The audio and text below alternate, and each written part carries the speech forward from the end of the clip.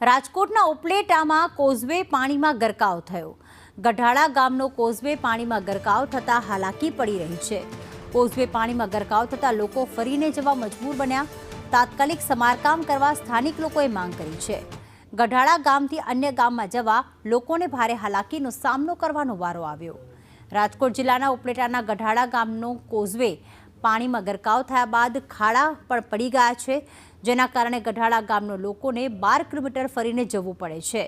તંત્રને પણ એવી રજૂઆત કરવામાં આવી છે કે ચોમાસું પૂરું થાય ત્યારે તાત્કાલિક સમારકામ કરવામાં આવે અને કોઝવેનું કામ પૂર્ણ કરવામાં આવે।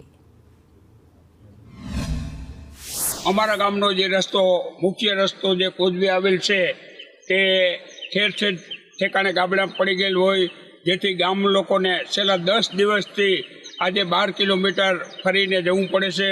ત્યારે એસટી પણ ગામમાં આવી શકતી નથી। ત્યારે અમારી સરકારમાં અને અધિકારીઓને એવી રજૂઆત છે કે વરસાદનો રાઉન્ડ પૂરો થાય ત્યારબાદ આ રસ્તો તાત્કાલિક રિપેર થાય એવી અમારી અને ગામ